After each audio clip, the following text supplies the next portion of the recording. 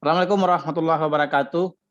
Waalaikumsalam. Teman-teman, tulisana pemilih yang saya hormati, senang sekali kita berjumpa lagi dalam Demokrasi KPU Kota Pariaman. Pada pagi menjelang siang ini, kita akan sharing ya, diskusi ringan soal sosialisasi dan pendidikan pemilih di era pandemi ini. Bagaimana kita mengoptimalkan media digital untuk kemudian mensosialisasikan dan melakukan pendidikan pemilih terhadap terutama nanti di pemilu serentak 2024. Sebetulnya di Pilkada 2020 kemarin trennya sudah cukup bagus ya. Tahun 2015 itu partisipasi pemilih itu sekitar 69%. Dan kemarin 2020 itu sudah naik 7% menjadi 76%. Di sini di Kota Pariaman juga terjadi peningkatan. Kita 2015 pilkada itu 53% dan kemarin 2020 sudah 60%. Ya, meskipun itu masih belum memuaskan tentu saja karena target yang diberikan oleh KPU kepada kita itu kan 77,5%. Tapi ya, karena ada kenaikan ya itu tentu tetap harus kita syukuri. Nah, ke depan karena pandemi ini sepertinya akan memaksa kita untuk merubah metode sosialisasi kita dari yang selama ini konvensional, pertemuan-pertemuan sekarang juga kita dipaksa untuk daring. Dan acara kita, podcast kita ini juga kalau tidak ada pandemi mungkin tidak terjadi juga ini. Nah, untuk itu kita akan berdiskusi dan saya kedatangan dua tamu yang luar biasa, sahabat-sahabat saya. Pertama ada yang paling jauh saya sapa ini Mas Mulyadi, paling jauh asalnya maksudnya. Halo Mas Mul, Assalamualaikum. Waalaikumsalam. Nah, Mas Mulyadi ini adalah peneliti Lembaga Penelitian Sosial dan Demokrasi. Beliau ini pernah menjadi Komisioner KPU Kabupaten Selayar, Sulawesi Selatan, periode 2013-2018 ya. Dan sekarang aktif sebagai peneliti di Lembaga Penelitian Sosial dan Demokrasi. Yang kedua ada bro saya juga ini, Bro Ahmad Nur Hidayat. Assalamualaikum, Bro Ahmad. Waalaikumsalam warahmatullahi wabarakatuh. Beliau ini adalah divisi anggota KPU Kota Bandung, divisi sosialisasi dan partisipasi masyarakat.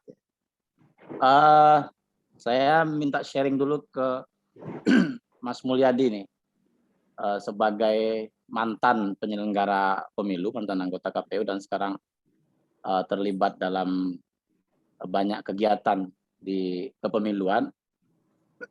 Bagaimana Mas Mul melihat mengevaluasi metode sosialisasi yang sudah dilakukan oleh KPU di Pilkada serentak 2020, terutama kaitannya dengan pandemi kita ini? Silakan Mas Mul.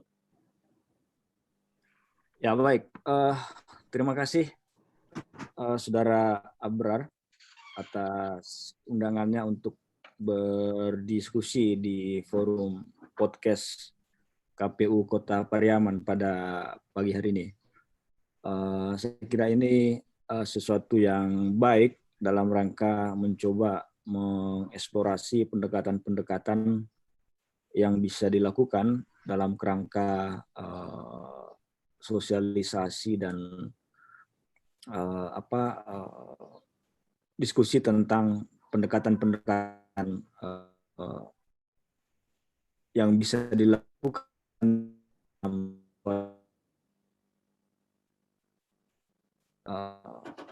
dan pendekatan apa yang saya kira bisa dilakukan.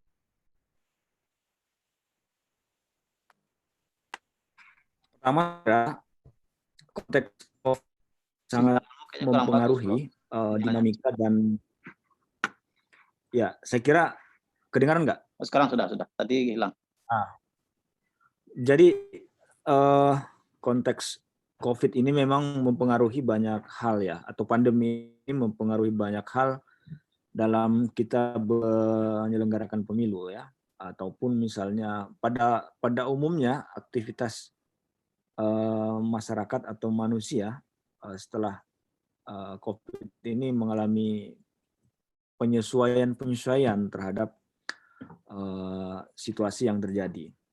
Nah, kalau kita lihat kemarin di Pilkada 2020, ada sebenarnya kalau melihat angkanya itu ada peningkatan partisipasi yang sangat tinggi sebenarnya dibanding beberapa pemilu yang lama gitu atau yang sebelum-sebelumnya. Angkanya itu kalau tidak salah sekitar 70 sekian, 74 apa 76 ya, 76%. Dan itu apa ya? Selama ini kan prediksi, analisis banyak pihak itu kan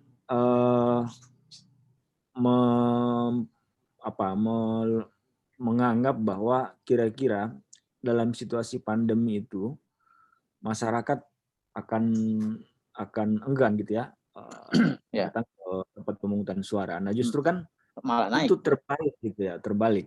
Ya. Meskipun belum ada studi juga yang mencoba menelusuri yang kira-kira apa sih pesannya, mengapa kemudian masyarakat lebih antusias begitu ketimbang di sebelum era pandemi. Tapi juga di hal yang sama terjadi di Korea Selatan. Kan itu partisipasinya itu sampai 80% dan belum pernah dalam sejarah Korea Selatan sampai sejauh itu gitu ya. Itu di masa pandemi ya? Itu terjadi di masa pandemi. Nah, yang pertama memang saya kira pilkada itu kan sangat dekat dengan masyarakat gitu ya. Itu barangkali mungkin salah satu faktornya ya. Pilkada itu kan sangat dekat dengan masyarakat. Sehari-hari masyarakat di desa, di kecamatan itu kan dekat dengan bupati, itu dengan pemimpinnya. Nah itu barangkali salah satu faktor yang kemudian bisa menjelaskan mengapa masyarakat itu mengambil bagian gitu ya, partisipasinya masih bisa bertahan di titik 70-an sekian persen itu. Nah yang kedua juga pada saat yang sama ada ada proses protokol gitu ya, atau jaminan keselamatan, kira-kira lah jaminan keselamatan yang diterapkan secara ketat oleh penyelenggara pemilu ya, mulai dari physical distancing, kemudian pengaturan, saya kira ini menarik juga, misalnya pengaturan jam memilih itu ya, untuk membatasi berkumpulnya orang gitu. Nah itu beberapa saya kira yang jadi tapi yang penting dua hal itu tadi, ada protokol yang ketat dan yang kedua ada kedekatan ya, karena pilkada itu kan dekat sekali dengan masyarakat gitu ya. Ketiga juga tentu peran badan pengawas yang juga sangat ketat mengontrol penerapan standar protokol kesehatan itu, karena menjadi bagian yang tidak terpisahkan dari penegakan hukum gitu atau penegakan SOP atau standar penyelenggaraan pemilu begitu di masa pandemi itu.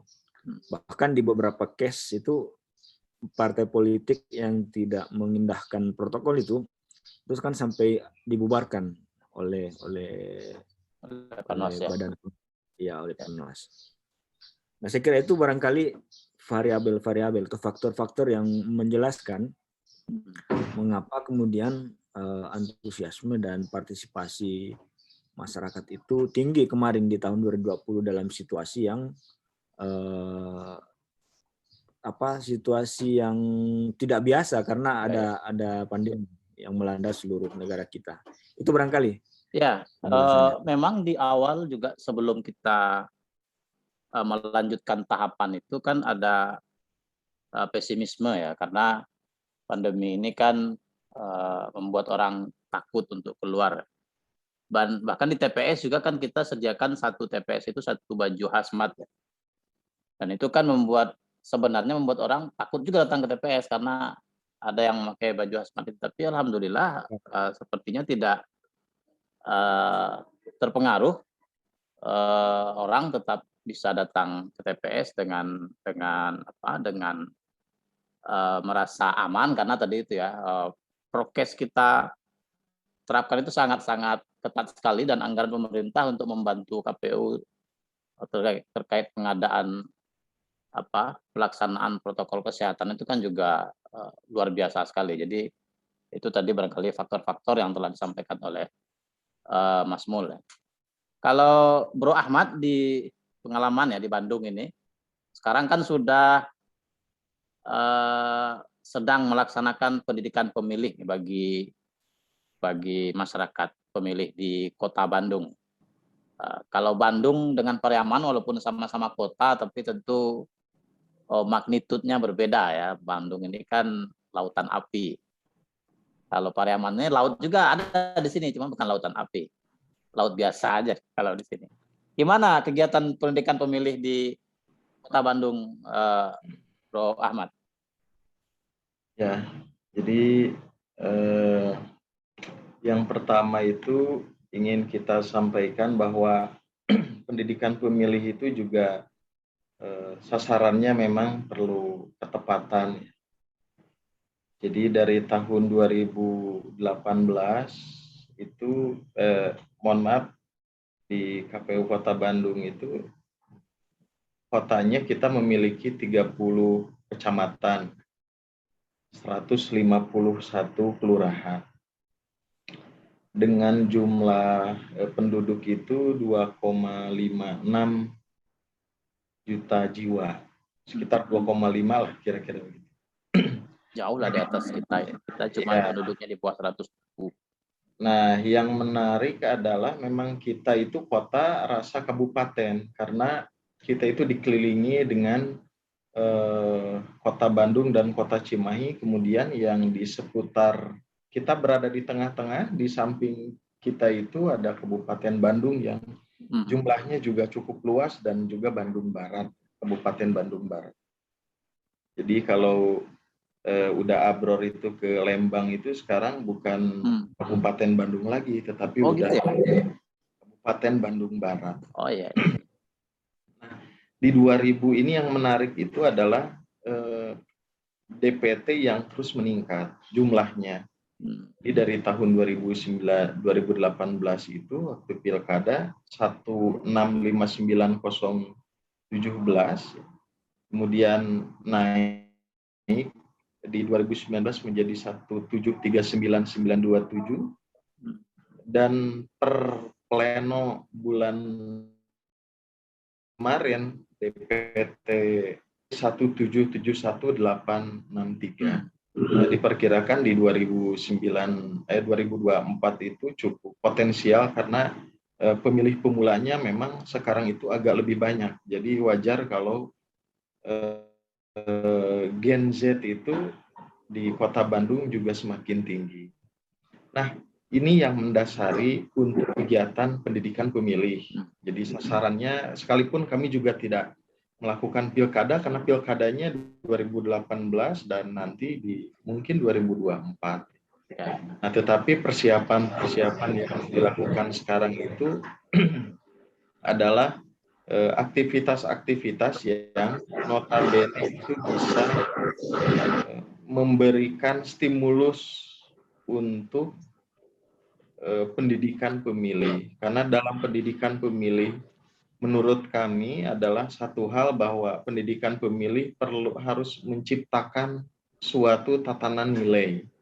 Nah, tatanan nilai dalam berdemokrasi inilah yang kita sosialisasikan, karena tanpa nilai demokrasi pun juga ya begitu-begitu aja. Tetapi ini yang kita ingin sampaikan, bahwa pendidikan pemilih itu sesungguhnya juga merupakan suatu pembentukan karakter di dalam pemilih itu sendiri. Makanya di Kota Bandung, KPU Kota Bandung sosialisasikan ke beberapa segmen, sekalipun sudah tertuang di dalam peraturan KPU tentang sosialisasi pendidikan pemilih dan seterusnya, agak cukup banyak. Tetapi kami di dalam aspek pemilih pemula itu, karena barangkali ya memang secara teknis gitu ya, jadi kita berkolaborasi dengan Dinas Pendidikan, kemudian apa yang kita sampaikan juga setiap siswa baru ya, itu juga kita sampaikan terkait dengan demokrasi dan pemilihan umum untuk agar mengetahui lebih banyak tentang pemilihan umum itu sendiri, kemudian tata cara memilih dan seterusnya lah. Nah, kemudian yang kedua itu adalah berbasis kampus. Nah, kita ini kampusnya juga sangat banyak, ada kampus-kampus perguruan tingginya sangat banyak seperti di Jogja. Nah, hanya saja di 2019 kemarin itu kan memang masuknya di DPB ya, daftar pemilih tambahan gitu ya, dan DPT, daftar pemilih tambahan yang dari luar Kota Bandung itu banyak memilih di Kota Bandung, tetapi kan untuk pilkada tidak bisa, mereka harus pulang. Nah, bukan juga sudah pendidikan pemilih berbasis kampus. Jadi tahun ini itu ada sekitar 3, kemudian pendidikan pemilih yang pemilih pemula juga 1 ya. Terus sekolah ya, sekolah itu ya. Pendidikan pemilih di sekolah atau ya di sekolah. Itu ada beberapa tahap ya. Dan pendidikan pemilih muda itu menggandeng menggandeng organisasi kepemudaan, pelajar dan seterusnya lah. Kira-kira itu bentuk kegiatannya mengumpulkan mereka di KPU atau kita bikin acara di? Nah, selama ini luring, selama ini daring. Daring ya. Jadi dari tahun kemarin daring, tetapi ada juga yang luring dan itu hanya terbatas, hanya sekitar maksimal itu 50 orang gitulah. Tetapi itu dari perwakilan setiap siswa gitu, atau setiap sekolah. Didatangkan ke RPP kita atau? Ya, mereka datang juga. Ada juga yang ke kantor KPU, kemudian beraudiensi dan seterusnya. Itu kalau yang inisiatif sendiri itu banyak nggak? Kalau kita di sini jarang sih ada kelompok masyarakat yang berinisiatif datang ke RPP, kemudian bertanya soal pemilu. Biasanya kita yang datang kan. Kalau di Bandung gimana? Inisiatif masyarakat, terutama anak-anak muda untuk bertanya datang ke KPU soal pemilu itu gimana? Untuk tahun-tahun ini sih memang agak jarang ya, agak bisa dihitung gitu. Tapi kalau tahun kemarin itu kita beberapa juga ada dari kampus seperti kampus Unpad ya, UIN dan seterusnya, itu penelitian memang tentang demokrasi di Kota Bandung. Jadi mereka juga ada juga yang magang, kemudian ada juga yang melakukan penelitian juga di KPU Kota Bandung. Tetapi untuk tahun ini belum ya? Hanya 2 lah, kalau nggak salah 2 atau 3 gitu. Sama. Kalau tahun kemarin sih agak banyak. Pertama kampus biasanya mahasiswa yang penelitian atau skripsi mereka tentang lokusnya kita, mereka datang ke sini. Tapi masyarakat secara umum yang ingin bertanya, kalau di sini sama ya, di sana juga kurang ya animo masyarakat untuk ingin tahu lebih banyak tentang pemilu ini. Iya, jadi sekarang itu juga KPU Kota Bandung memang ada 2 sisi ya. Yang pertama itu bisa secara luring datang ke kantor kemudian menanyakan. Kemudian kedua itu kami juga jemput bola melalui aktivasi media sosial itu tadi. Jadi di media sosial itu juga kami suguhkan data, termasuk data-data misalnya seperti tadi data daftar pemilih berkelanjutan, ya, itu juga kita sampaikan di media sosial. Jadi kanal-kanal itulah yang kita gunakan untuk mengoptimalkan sisi peran serta masyarakat. Wujudnya seperti apa itu kan dari masyarakat sendiri sebenarnya. Masyarakat akan seperti apa, hanya guide-nya kata misalnya gitu ya, kemudian komunikasi dan seterusnya itu dari kita. Nah, inilah peran serta seperti ini yang diharapkan dari tidak hanya dari dua sisi tetapi berbagai sisi gitu. Misalnya pemerintah daerah dia bisa bantu untuk aktivitas, dorongan aktivitas dan kegiatan KPU gitu melalui hibah. Kemudian kita dari KPU Kota Bandung itu juga menyelenggarakan ya aktivitas-aktivitas yang memang itu sesuai dengan kebutuhan dan sesuai juga dengan PKPU mengenai sosialisasi dan pendidikan pemilih. Mas Mul, saya karena tadi Ahmad bilang soal partisipasi pemerintah meningkati stakeholder atau pemangku kepentingan yang mestinya terlibat ya dalam upaya agar pemilih semakin sadar dan semakin ingin datang ke TPS pada pemilu-pemilu yang akan datang. Sejauh ini kalau Mas Mul melihat pemangku kepentingan lain ya selain penyelenggara KPU dan Bawaslu, bagaimana relasinya antara kebijakan-kebijakan yang diambil oleh pemangku kepentingan itu dengan pendidikan pemilih yang membuat masyarakat ini tertarik bukan hanya untuk datang ke TPS sebetulnya, tapi untuk mengetahui hal-hal yang terkait dengan pemilu. Seperti kasus tadi di Kota Bandung dan sama dengan di Kota Pariaman, masyarakat relatif tidak ingin tahu dengan pemilu. Tidak ada masyarakat yang datang ke kantor KPU, ke RPP untuk kemudian bertanya tentang kepemiluan. Biasanya yang datang itu ya mereka yang berkepentingan seperti kampus atau mahasiswa-mahasiswa yang melakukan penelitian. Nah, jadi pemangku kepentingan selain di KPU ini bagaimana perannya, Mas Mul? Ya, saya kira memang kalau bicara tentang pemilu itu kan itu hanya salah satu bagian dari kalau bicara sistem politik dan sistem kenegaraan kita sebagai negara hukum dan negara demokrasi. Nah, tugas utama sebenarnya kan pendidikan politik itu di tangan partai politik, tapi selama ini itu tidak maksimal dilakukan, termasuk negara dalam hal ini Kantor Kesatuan Bank tugas untuk melakukan pendidikan politik ya atau pendidikan kesadaran bernegara ya. Nah, dulu KPU itu pernah menyusun modul ya, bukan modul, semacam tahun 2002 itu zaman Pak Nasar itu pernah melakukan lokakarya tentang lokakarya tentang pendidikan pemilih gitu ya. Dan saya kira saya tahun 2 satu itu adalah bila ini salah satu praktisi di kegiatan pendidikan masyarakat. Jadi waktu itu KPU sebenarnya mau merumuskan kira-kira model pendidikan pemilih yang pas dilakukan KPU itu seperti apa.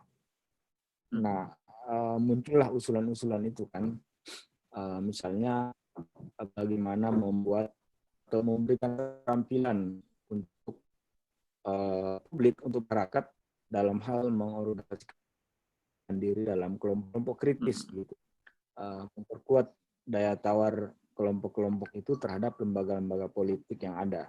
Bagaimana, tapi ini kan nggak mungkin dilakukan oleh KPU, Ya. karena menurut saya KPU ya lebih pada hal-hal yang bersifat pendidikan pemilih, bukan pendidikan politik. Karena ada batasan-batasan yang yang itu misalnya masuk nanti bisa ke ranah etik misalnya. Nah, karena itu saya kira pendidikan pemilih yang dilakukan KPU bisa melakukan hal-hal yang bersifat sebenarnya praktis kaitannya dengan pemilu. Cuma kan memang yang concern dengan isu-isu pemilu itu kan tidak banyak. Bisa dihitung jari lah. Itu pun hanya di Jakarta gitu kira-kira. Iya, betul. Di daerah ini tidak ada kelompok masyarakat yang concern dengan isu kepemiluan kan. Nah, oleh karena itu memang yang harus didorong tentu masyarakat sipil, ya, masyarakat sipil untuk ya, tapi ini problem juga karena di banyak tempat itu enggak ada yang muncul begitu. Bahkan misalnya pengalaman saya dulu waktu jadi KPU itu kan saya juga dulu adalah koordinator divisi Sosialisasi. Parmas kan saya dulu. Iya, ya. Kita nyari organisasi untuk diajak berdiskusi aja nggak ada gitu. Nah, ini tantangan teman-teman penyelenggara pemilu di daerah. Karena itu ya harus didorong organisasi-organisasi masyarakat sipil mengambil bagian dalam peran-peran, karena nggak mungkin juga dikerjakan secara tunggal oleh penyelenggara pemilu, KPU dan Bawaslu. Ya. Dan lagi pula kan KPU ini kan tidak langsung dekat dengan masyarakat sebagaimana misalkan institusi pemerintah, camat dan desa. Mereka kan langsung bersentuhan dengan masyarakat. Kalau kita kan kalau tidak ada tahapan, ya, meskipun kita berkantor di kabupaten kota, tapi kan aktivitas kita tidak, kegiatan-kegiatan kelembagaan kita tidak bersentuhan langsung dengan masyarakat di luar tahapan. Kalau dalam tahapan bolehlah kita punya PPS kan sampai ke bawah, bisa kita instruksikan untuk bergerak. Di luar tahapan ini memang ada kesulitan juga, terutama dalam pelibatan masyarakat untuk diajak berdiskusi, karena di sini di semua daerah saya kira organisasi kemasyarakatan tidak concern terhadap kepemiluan. Dulu ada JPPR di sini misalkan, tapi itu di tingkat provinsi Sumatera Barat ya. Tingkat kota sejauh ini belum ada. Jadi yang paling bisa kita lakukan mungkin adalah mengajak diskusi kelompok-kelompok masyarakat yang tergabung dalam ormas, OKP, karena itulah kelompok masyarakat sipil yang tersedia ya di kabupaten kota. Ditambah mungkin media, karena kan media online juga sudah menjamur ya, banyak sekali media-media online. Di Pariaman ini aja banyak sekali media-media online yang baru muncul. Nah, itu barangkali yang mungkin bisa kita coba lakukan. Nah, di luar itu media-media lain, saya ke Bro Ahmad ya. Media-media kalau di Bandung kan sudah orangnya sudah sadar sekali dengan teknologi, dengan digital ya. Dari dulu lah barangkali kalau di Bandung. Kalau di sini Pariaman sudah mulai banyak yang berselancar di dunia maya, tapi ya ketertarikan mereka kita, postingan-postingan KPU Kota Pariaman itu di like 4-5 orang, itu pun yang nge-like ya saya, ya komisioner yang lain. Kalau di Bandung apa kira-kira triknya supaya media sosialnya KPU ini dapat dilirik ya oleh masyarakat, terutama anak-anak muda, Karena kalau kita lihat, kalau media sosial kita kan isinya ya berita gitu kan. Kalau berita kan anak-anak tidak terlalu suka membaca berita narasi-narasi begitu. Kalau pengalaman Kota Bandung gimana, Bro Ahmad? Ya, tadi menyambung tadi yang disampaikan oleh Mas Mulyadi itu, sebenarnya ini kan karena tingkat partisipasi masyarakatnya. Nah, terkadang kita itu harus diakui bahwa pemilu itu adalah musiman, gitu. Jadi karena musiman, tentu akses informasi mereka itu juga sifatnya barangkali mungkin musiman juga. Misalnya contoh kecil, ketika hari H itu kan seharusnya pemilih yang belum terdaftar kan itu mengurus dulu, kan aturannya seperti itu. Tetapi kadangkala masyarakat kita itu, apalagi masyarakat di luar ya, di luar Kota Bandung ini kan agak banyak memang di Kota Bandung itu jarang juga yang mau mengurus, misalnya ngurus KTP ya, pindahan dan seterusnya. Sementara di undang-undang diamanatkan bahwa pemilih itu dia memiliki hak untuk memilih, kan itu menjadi dilema ya. Ini sisi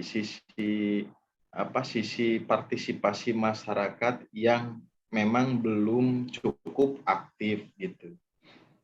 Nah, kembali ke tadi terkait dengan media sosial, memang kami juga ini kan belum hot isu ya, pemilu itu. Ini kan hanya baru tahapan-tahapan aja. Nah, karena baru tahapan-tahapan aja, saya yakin masyarakat juga belum cukup dalam untuk ingin terlibat informasi lebih jauh.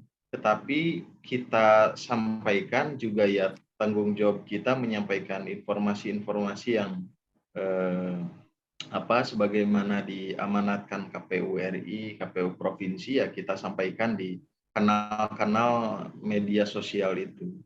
Nah, tentu hal-hal yang seperti ini juga seperti podcast ini menarik perhatian karena sekarang daya jangkau sosialisasi itu tidak hanya bersifat offline semata, tetapi sekarang memang perlu ada daya tarik ya yang itu bisa jadi untuk meningkatkan sisi literasi pemilih juga gitu. Karena sisi literasi ini sangat penting di tengah post-truth di kita itu kan yang makin tinggi juga.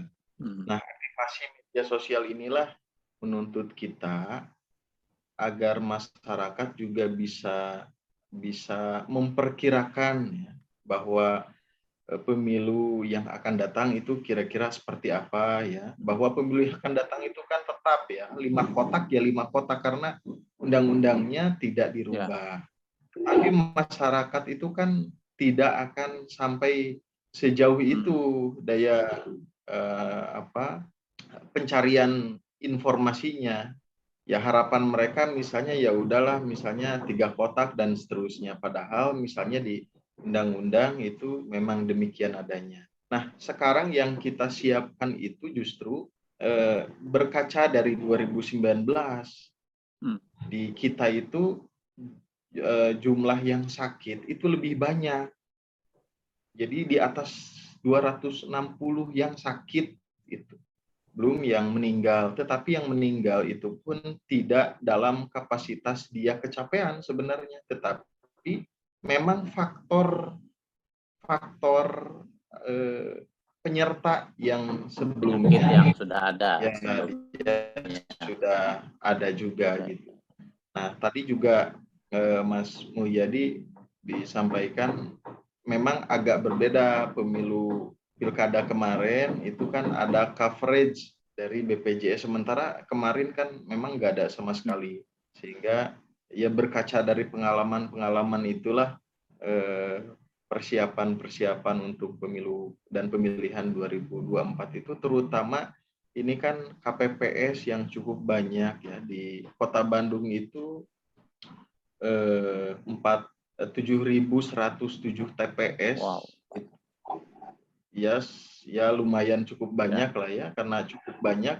Jadi daya dorong kita untuk ke kewilayahan, misalnya di kecamatan dan kelurahan, itu melalui pos kegiatan kelurahan peduli pemilu itu kita dorong agar bisa juga ya yang muda-muda itu bisa berpartisipasi aktif ya melalui penyelenggara, kira-kira begitulah. Sekalipun memang jangka waktunya hanya 1 bulan, tetapi untuk pengalaman mereka dan seterusnya terlibat aktif dalam kepemiluan itu juga menurut saya hal yang sangat penting.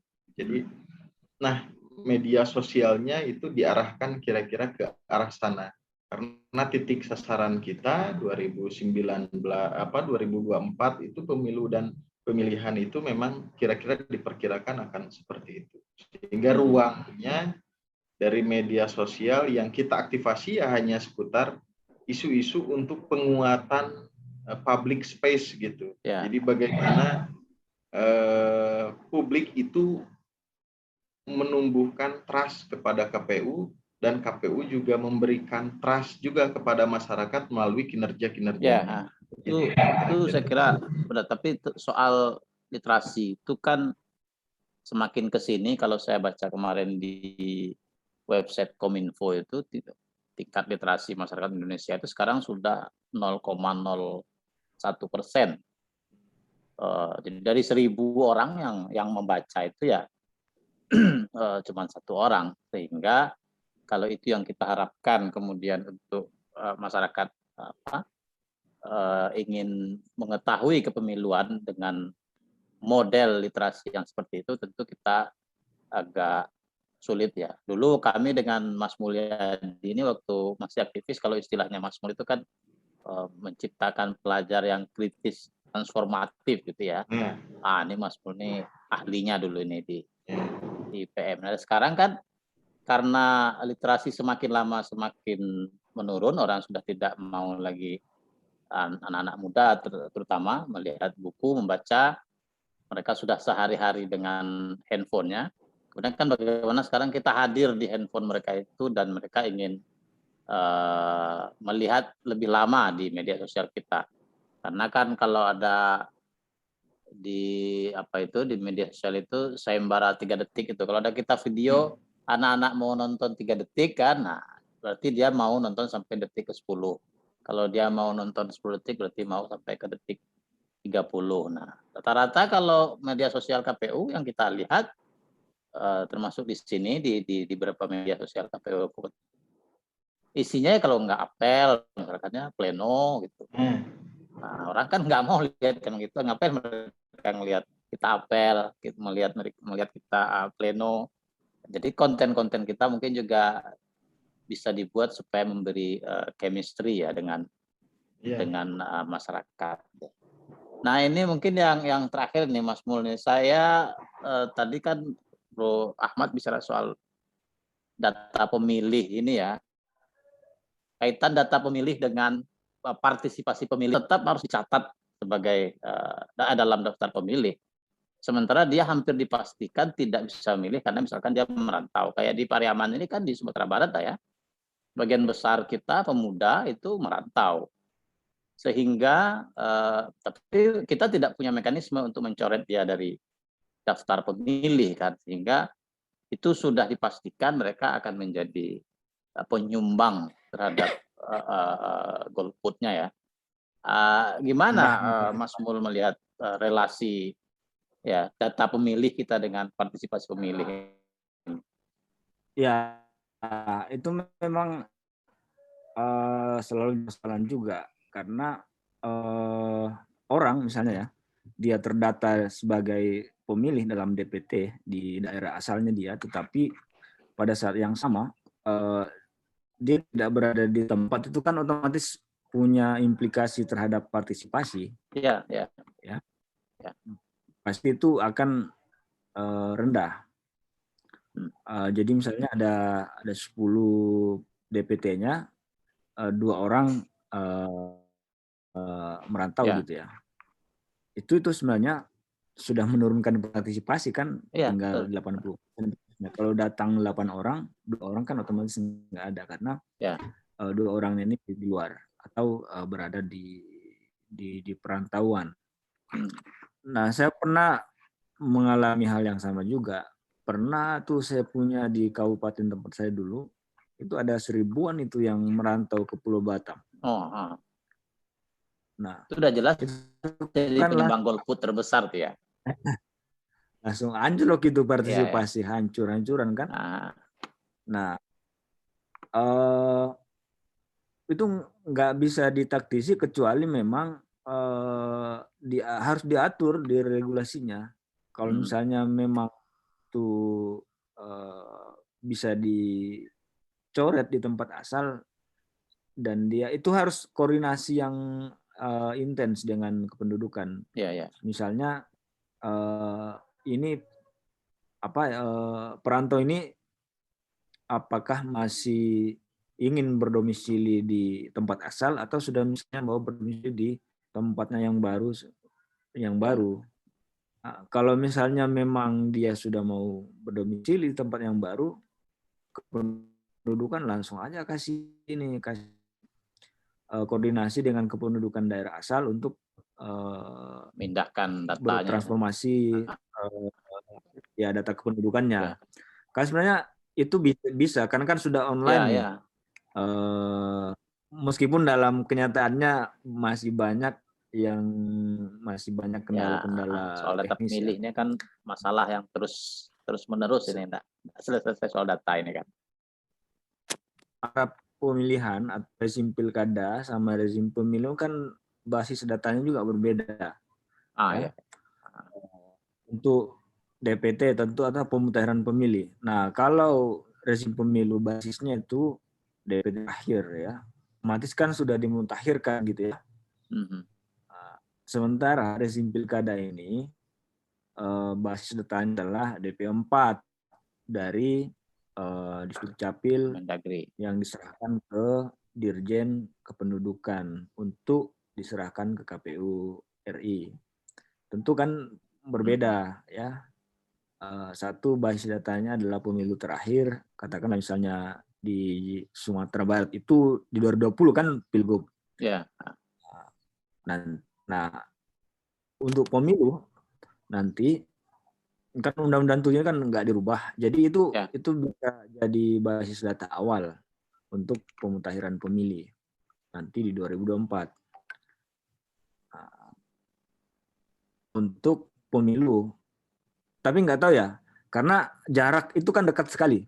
Apakah akan dilakukan pemutakhiran juga untuk pilkada di bulan November?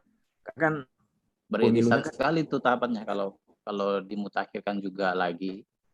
Apalagi kalau jadi April ini ya, lebih dekat lagi tuh.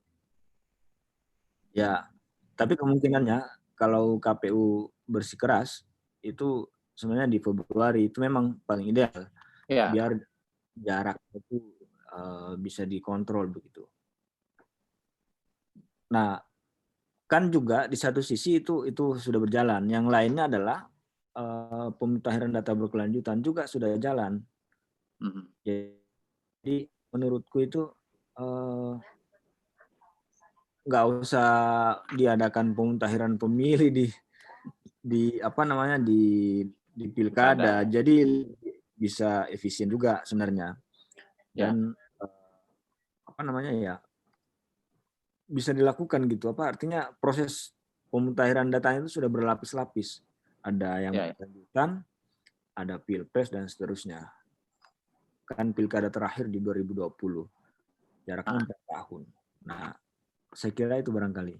Ya, jadi memang untuk data pemilih ini di Indonesia ini soal data, memang data apapun agak sulit kita untuk berekspektasi dalam waktu dekat akan baik-baik saja gitu ya.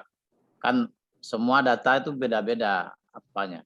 Beda-beda sumbernya, Kemensos punya data, Kemendagri punya data. Tapi tadi terkait dengan data pemilih dengan partisipasi itu memang berarti tidak sejauh ini belum ada celah ya untuk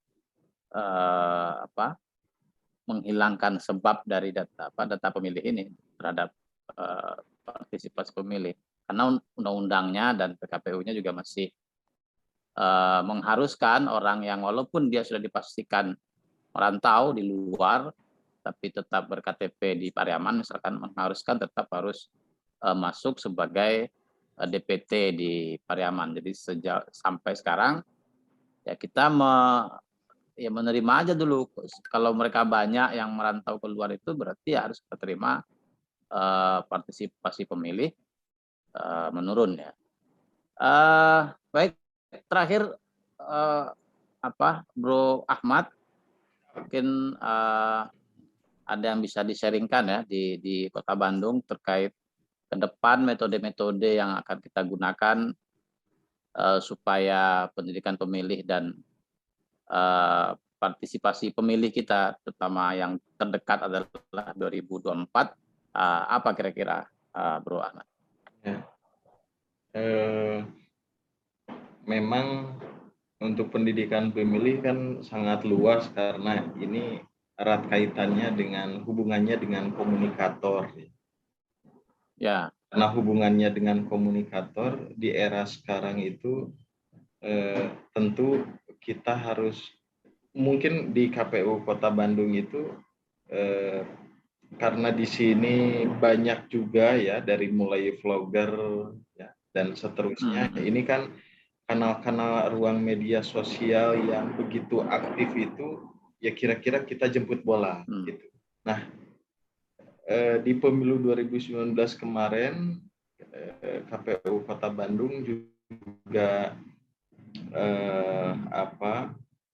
membuat sayembara begitu. Jadi bagi yang aktif dan seterusnya, kemudian ada hashtag campaign dari kita yang bisa mereka sosialisasikan juga, sehingga ketika dikasih hashtag misalnya Hayu ke TPS itu udah banyak gitu ya yang cari tentang informasi-informasi mengenai misalnya kemarin di pemilu 19. Nah, ke depan tentu optimalisasi ini yang akan kita jalankan melalui kanal-kanal itu, sekalipun pertemuan-pertemuan ya masih tetapi di dalam pertemuan itu pun biasanya kita juga suguhkan bahwa ini adalah website KPU Kota Bandung, kemudian ini adalah akun media sosial KPU Kota Bandung agar di-follow misalnya, kemudian diteruskan dan seterusnya. Jadi jika itu merupakan informasi yang positif, silakan untuk disebarkan. Kira-kira seperti itulah. Nah, ke depan itu kita juga akan selamat datang ini Mas Nugi. Salam takjim Mas Nugi. Siap. Saya lihat Mas Nugi makin cerah ini. Ya, selamat datang. Lanjutkan dulu. Saya lagi menyimak betul dengan penuh kehusuan. Lanjutkan agenda KPU Kota Bandung untuk pendidikan pemilih ya, tetapi yang berbasisnya itu berbasis media sosial, ada juga yang berbasis media digital. Yang berbasis media sosialnya kita akan menggandeng follower teraktif di Kota Bandung agar mereka juga bisa menyosialisasikan agenda pemilu 2024 dan juga pemilihan 2024 melalui kanal apapun, melalui Facebook atau melalui fanpage-nya atau melalui Instagram misalnya, bahkan YouTube. Jadi di tahun depan itu ada pelatihan yang memang untuk mendorong itu ke arah sana bagi yang memang ingin aktivasi ya. Tetapi bagi yang sudah aktif itu kita gandeng dan mudah-mudahan tingkat partisipasinya ya kira-kira menarik untuk datang, kemudian untuk memilih, dan juga pemilih itu dia tidak hanya bisa memilih, tetapi bisa memastikan bahwa dia bertanggung jawab atas pilihannya. Kira-kira seperti itu.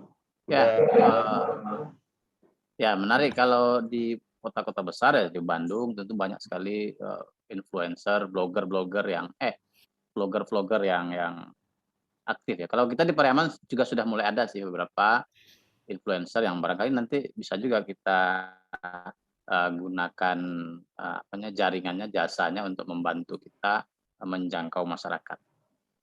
Ini bersama kita sudah hadir sahabat kita ini Vlogger. Bapak Nugroho Noto Sutanto. Tadi Vlogger juga sudah mau kita beliau. tutup tadi. Gimana Mas Mul? Vlogger juga tuh beliau. Oh iya, Ya, Udah ini wajahnya sekarang sudah siapa dia? Selebgram. Udah Abrar ini karena di KPU Riau ya. posisinya Nugroho Noto Susanto. Kalau ke Jakarta Ya. itu ada perubahan. Apa namanya? Nugroho Noto Negoro. Beda ya. Iya, iya.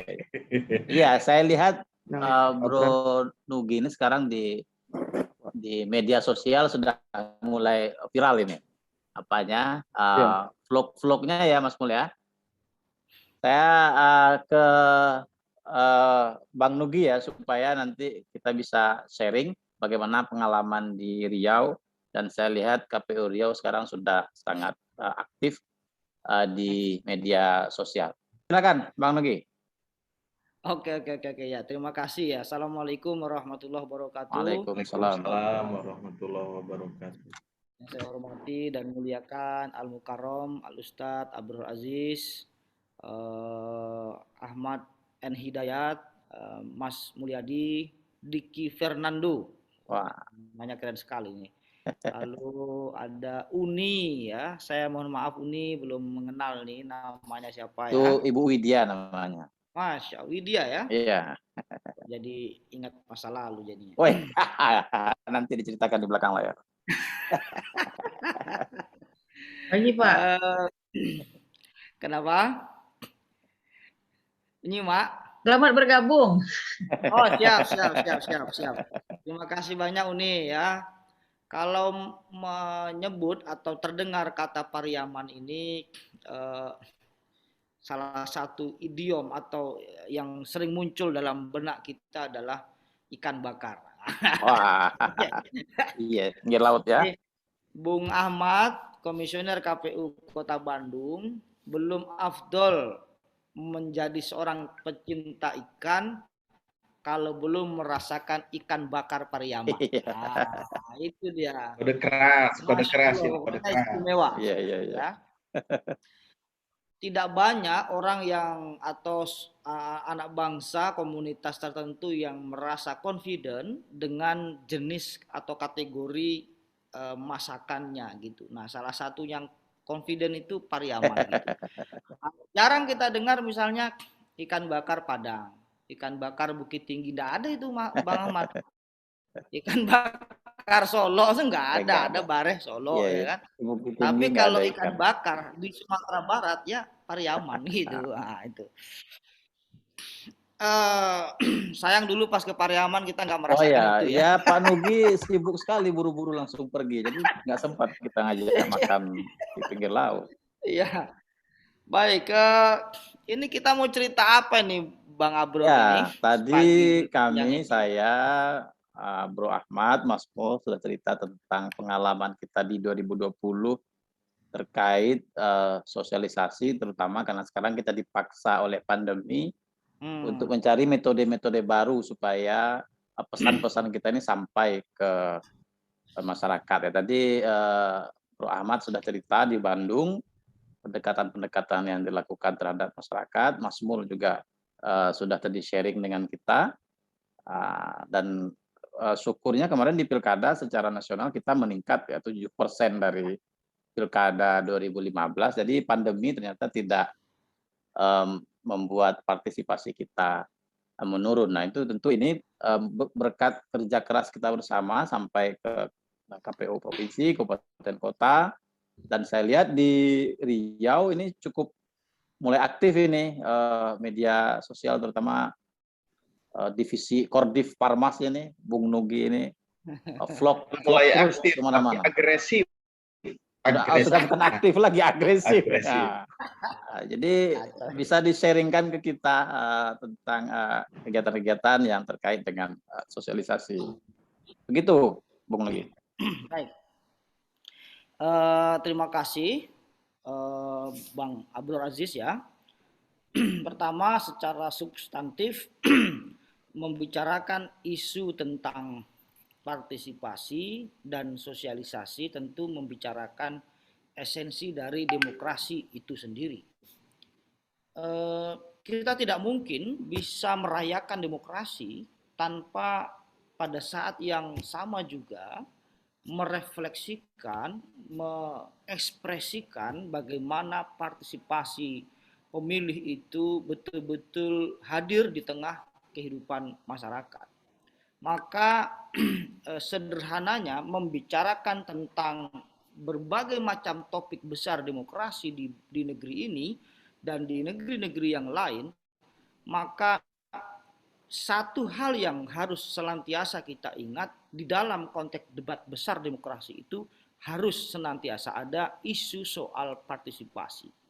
Karena mengapa demokrasi dipilih menjadi sebuah model sistem politik di banyak negara, termasuk di Indonesia, karena aspek penting dari partisipasi itu yang harus hadir dalam kita berkehidupan berbangsa dan bernegara. Demokrasi mengkritisi model sistem lain seperti teokrasi, seperti aristokrasi, seperti monarki gitu ya, seperti oligarki bahkan gitu ya. Itu adalah kontra-kontra daripada demokrasi gitu.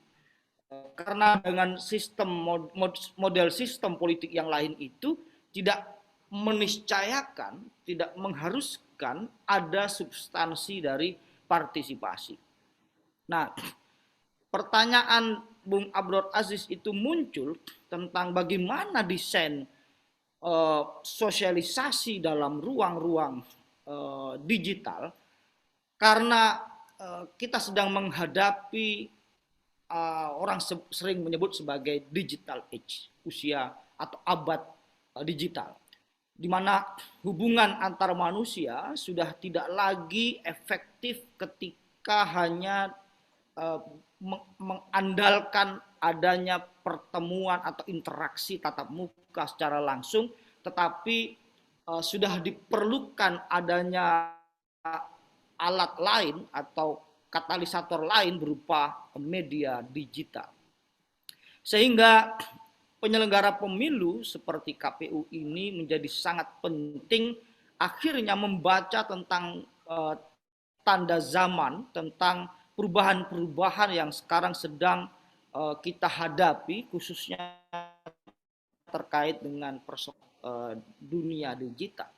Nah, saya sengaja memulai dengan sesuatu yang sangat filosofis, sehingga apa yang kita maknai sebagai hakikat berdemokrasi itu menjadi sebuah motivasi bagi kita bahwa ketika kita mengaktifkan channel-channel digital yang ada di KPU, itu tidak serta-merta hanya karena faktor tanggung jawab kita sebagai seorang yang sedang bekerja gitu, tetapi tanpa ada nilai, tanpa ada makna, tanpa ada giroh, tanpa ada semangat gitu. Nah, yang paling penting pertama sekali harus diberikan semacam suntikan moral kepada rekan-rekan kita di KPU, di sekretariat, khususnya kami di Provinsi Riau ini adalah bahwa ketika kita mengaktifkan saluran-saluran digital itu tak lain adalah karena kita sedang membuka pintu-pintu partisipasi publik yang selama ini mungkin tertutup karena ada berbagai macam faktor gitu. Nah, itu yang harus kita berikan dulu pemahaman kepada rekan-rekan kita di KPU, baik di tentunya kami di Provinsi Riau, teman-teman di Pariaman, teman-teman di Kota Bandung tadi sudah sangat luar biasa tadi pemahaman dan filosofisnya ya. Saya sangat bersetuju lah dengan apa yang dilakukan oleh teman-teman Kota Bandung. Eh, tetapi perlu diingat bahwa kita juga harus membaca peta sosiologis masyarakat kita. Kami di Provinsi Riau ternyata tidak semua juga basis sasaran pemilih itu terkoneksi dengan jaringan internet yang baik, gitu ya. Masih terdapat juga banyak masyarakat tertentu, wilayah-wilayah tertentu yang tidak terhubung dengan dunia internet.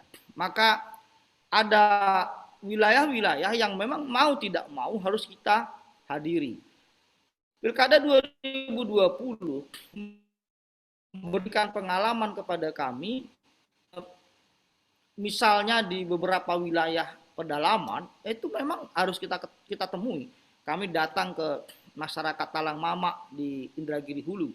Kami hadir di wilayah yang satu kategori sungai, perairan itu, satu kategori daratan. Ada kecamatan Rakit Kulim itu di pedalaman, jadi di perkebunan begitu. Nah, ada di wilayah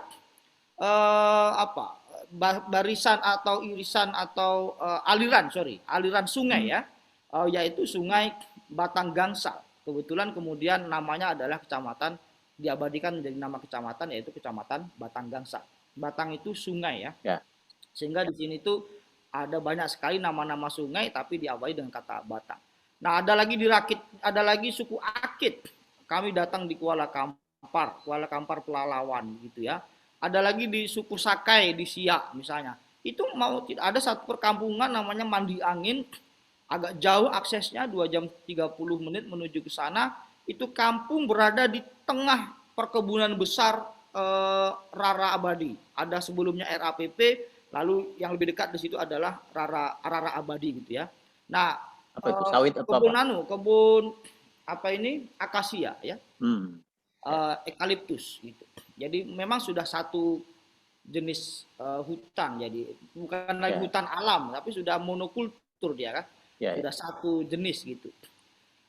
Mau nggak mau kita harus datang kalau wilayah-wilayah itu gitu. Nah, tetapi memang kita tidak bisa hindari bahwa sekarang emak-emak sudah sangat akrab dengan HP, apalagi anak-anak milenial. Nah, itu yang kita aktifkan.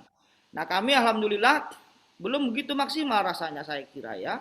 Masih banyak rekan-rekan lain di provinsi lain yang memang bagus pemanfaatan media sosial. Tapi setidaknya kita di KPU Provinsi Riau mengaktifkan Facebook, mengaktifkan Twitter, mengaktifkan Instagram, mengaktifkan YouTube begitu. Nah, kalau saya secara pribadi selain dari yang tadi itu, saya juga punya TikTok begitu, punya channel YouTube pribadi, Facebook pribadi, Instagram pribadi, kemudian Twitter pribadi dan lain sebagainya.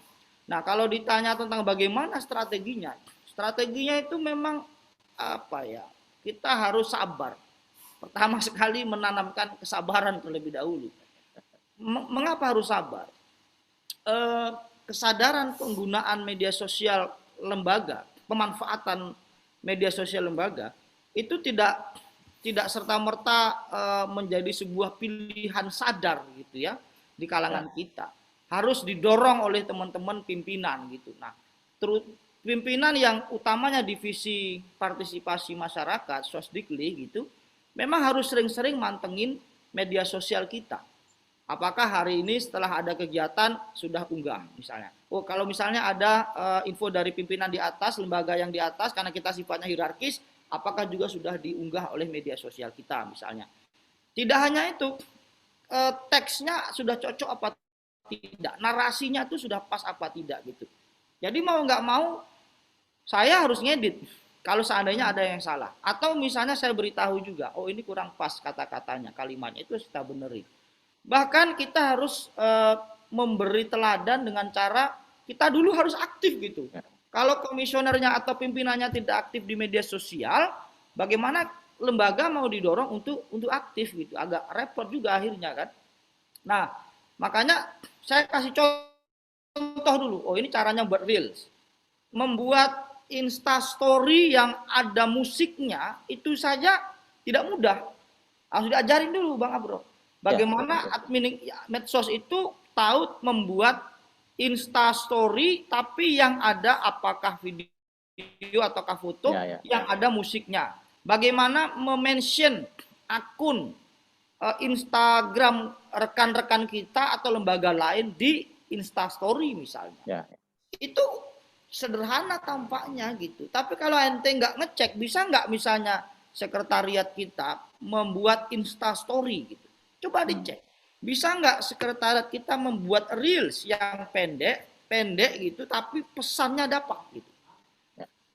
Apatah lagi misalnya misalnya YouTube lebih agak panjang lagi sedikit ya. TikTok agak lebih pendek juga. Yang paling pendek-pendek itu kayak reel dan TikTok misalnya seperti itu. Ya, kita harus melek dulu dengan sosial media. Saya belajar buat reel, saya belajar buat Instastory, saya belajar ngedit sedikit-sedikit aja. Bagaimana buat ini buat itu. Nah, kalau kita sedikit banyak sudah tahu itu, baru kita tularkan kepada sekretariat. Membuat misalnya Coolwith ya, kuliah di Twitter itu, membuat lebih dari 1 postingan status di Twitter. Itu pun harus diajarin dulu, Bro. Misal nih, kalau enggak, dia akan begini nih.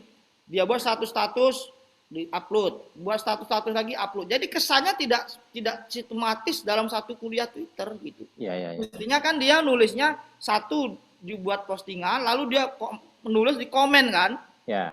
Tulis di komennya, lalu ditulis lagi di komen di bawahnya, tulis komen lagi. Jadi dia tersusun rapi gitu. Hanya dengan sekali buka postingan kelihatan di bawahnya. Nah, yang begitu-begitu itu kita juga perlu ajarin gitu. Perlu ajarin supaya tertata. Termasuk konsistensi membuat hashtag. Dari awal apa hashtagnya? Oh, ini KPU melayani. Kemudian yang kedua apa misalnya kalau ada isu-isu tertentu gitu kan. Nah, kayak kemarin Desa Peduli Pemilu dan Pemilihan misalnya gitu kan. Nah, yang lain itu dorong untuk menandai gitu. Nandai pimpinannya, nandai teman-temannya. Cek siapa teman-teman kita yang punya follower banyak. Saya selalu lihat tuh, ini ada teman kita namanya Sepulan lah, taruhlah gitu. Followernya banyak, lebih 10.000. Salah satu staf di KPU daerah di kota Pekanbaru. Saya bilang, ini orang harus dimanfaatin. Caranya apa? Ketika kita membuat Instastory, tandai dia. Kalau ditandai dia membuat story-nya gitu, mengunggah ceritanya gitu, maka setidaknya kalau 10% saja yang membaca itu udah 1.000 orang. Gitu. Nah, kalau Bang Ahmad tentu kita nggak ragukan lagi lah ya. Followernya kan sudah puluhan ribu, apalagi Mas Mulyadi kan. Dahsyat lah dia itu. Pulau Jawa dapat, Sumatera dapat, Timur dapat. Dapat ya. Belum lagi teman-teman dia di luar negeri kan. Panggil lah kalau kawan kita nih Mul ini kan. Nah itu. Jadi saya kira itu dan tetap memperhatikan etika. Saya selalu bilang sama teman-teman, kalau ngambil video atau audio dari yang lain, perhatikan aspek hak cipta ya. Hak cipta. Nah, jangan sampai kita dianggap mencuri karya orang lain. Nah, ini penting juga nih, Bang Abror. Kan ada yang sifatnya itu free atau gratisan. Ada yang kalau ada yang gratisan, berdayakan manfaatkan yang gratisan itu sehingga kita tidak punya katakanlah beban untuk bertanggung jawab pada aspek hak cipta. Kalau digugat orang urusan begini kan repot kita, Pak. Kita ini kan jelas ya, Bang Ahmad kan tahu betul bagaimana postur anggaran kita kan. Nah, kalau Kota Bandung kan kita paham lah ya, data pemilihnya kan banyak. Tentu kalau posturnya Kota Bandung wali kotanya baik, jadi dikasih duit banyak. Itu. Kalau Pariaman kan data pemilihnya cuma berapa, Bang? Kita cuma 60.000, 60 berapa ribu? 60.000 ya posturnya itu ya. Nah, kalau Kota Bandung kan berapa juta, Bang? 1,7. Berapa? 1,76. Kota Bandung aja 1,7, Pak Bror. Nggak ada apa-apanya kita di sini. Ada apa? Komanya aja kalah ente. Komanya aja lewat kita. Komanya aja nggak terlawan. Provinsi Riau saja itu 3,8. Provinsi loh. Iya. Sementara Bang Ahmad hanya satu Kota Bandung saja sudah 1,7. Belum kan Kabupaten Bandung, belum Bandung Barat. Baru Bandung aja itu ya. Itu baru berapa Bandung itu, Pak Ahmad? Kalau Bandung Raya itu berapa? Ada 5 Paling juta. rendah itu Cimahi di atas di Kabupaten Bandung itu di atas kita sekitar 2-an. Ya, 2 juta lebih ya. Bandung, Kabupaten Bandung. Jadi, Ya. jadi wajar kalau followernya Kota Bandung lebih banyak daripada follower media sosialnya Kota Pariaman. Oh iya. Nah, ini dapat dalih juga kita kan. Iya. Karena penduduknya lebih kecil, pemilihnya apalagi lebih kecil. Nah, kalau sebaliknya follower kita ini lebih banyak dari Kota Bandung, wah ini ada anomali di situ. Itu harus ngopi kita di Bandung tuh. Bahaya itu, Bro Ahmad itu kalau kalah pula follower dia dari kita. Ya. Tapi kalau akun pribadi mungkin kalah juga Bro Ahmad dari saya. Karena follower saya kan sampai ke Papua, sampai ke mana-mana ya. Karena beli follower kali ya. Oh, jangan beli follower. Jadi makasih ya Bro Nugi tadi sudah share terkait yang menarik itu saya kira soal literasi digitalnya ini. Kita aja komisioner ini tidak banyak yang betul-betul mengelola media sosial kita pribadi dengan baik ya. Apakah lagi kemudian kita mengharapkan media sosial resmi official itu bisa terkelola dengan baik. Jadi barangkali dulu membangun kesadaran kita, terutama komisioner ini, akun pribadinya itu harus diaktifasi. Karena banyak di antara kita yang bahkan akun aja mungkin nggak punya Instagram ya. Apalagi yang sudah kolonial ya. Kalau milenial mungkin sudah mulai dia memiliki akun. Tapi yang kolonial, Facebook, Instagram, apalagi channel YouTube mungkin tidak punya. Jadi tadi Bro Nugi menyampaikan kesadarannya kita dulu. Ini komisioner harus mencontohkan kepada kepada sekretariat terutama kita mengaktifkan. Jadi setiap kegiatan-kegiatan kita upload juga di akun pribadi kita seperti yang sudah diteladankan oleh Ronugi. Saya lihat di Instagramnya selalu aktif di mengupload kegiatan-kegiatan di kepemiluan di KPU ya. Saya terakhir ke Mas Mul ya. Ini kita sudah sejam lebih nih Bang Nugi. Jadi kayaknya Mas Mul ini sedang ada acara di Bandung ini, acara Bawaslu RI. Jadi barangkali kita tidak akan perpanjang lama.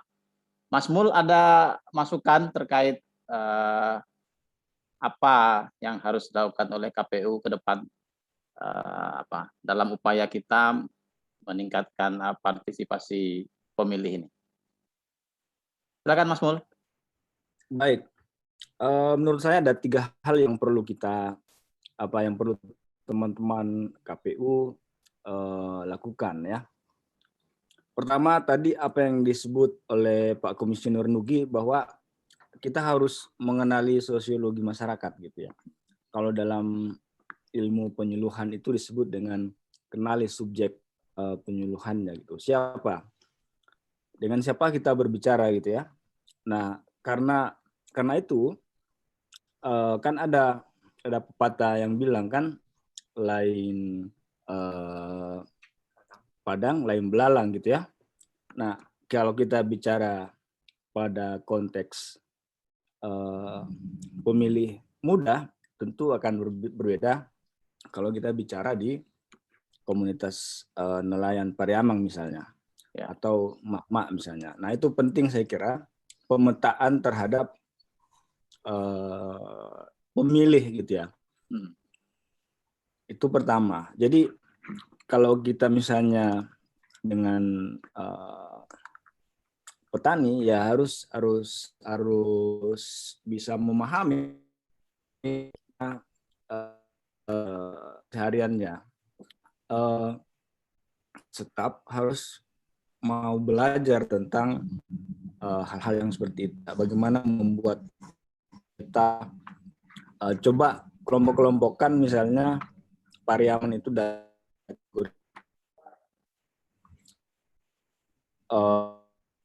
pendekatannya berbeda. Nah, itu yang pertama. Yang kedua, kenali proses komunikasi begitu. Ya. Kira-kira pendekatan komunikasi seperti apa yang bisa masuk ke tiap-tiap ladang tadi. Kalau dengan anak muda komunikasinya kira-kira seperti apa? Tentu akan berbeda dengan komunitas arisan ibu-ibu misalnya, beda pendekatannya. Cara masuknya berbeda. Mungkin kalau dengan ibu-ibu, staf-staf perempuan yang disuruh maju begitu ya, pasti dia punya cara berkomunikasi yang kira-kira satu frekuensi lah. Jadi itu yang kedua. Yang ketiga, baru kemudian masuk ke proses sosialisasinya. Ya.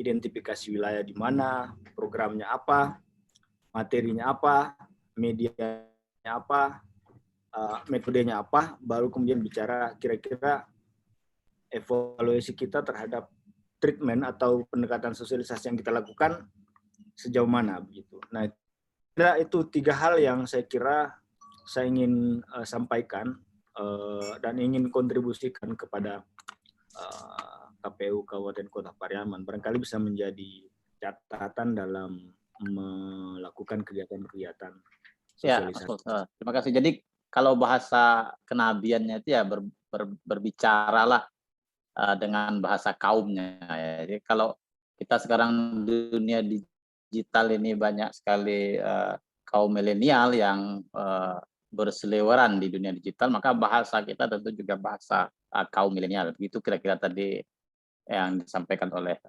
Bro Mas Mulyadi ini. Baik teman-teman, ini sudah lebih dari sejam ya. Saya kira kalau banyak sekali tema-tema yang masih bisa kita diskusikan, tapi mengingat saya yakin teman-teman semua punya kegiatan-kegiatan lain setelah ini. Saya mengucapkan terima kasih yang sebesar-besarnya atas kehadiran teman-teman semua. Pasti ini menjadi catatan, menjadi masukan bagi kami di KPU Kota Pariaman dan secara umum KPU Kabupaten Kota di seluruh Indonesia. Selamat siang, ini sudah siang, sudah setengah 12. Terima kasih telah bergabung bersama kami. Assalamualaikum warahmatullahi wabarakatuh. Waalaikumsalam.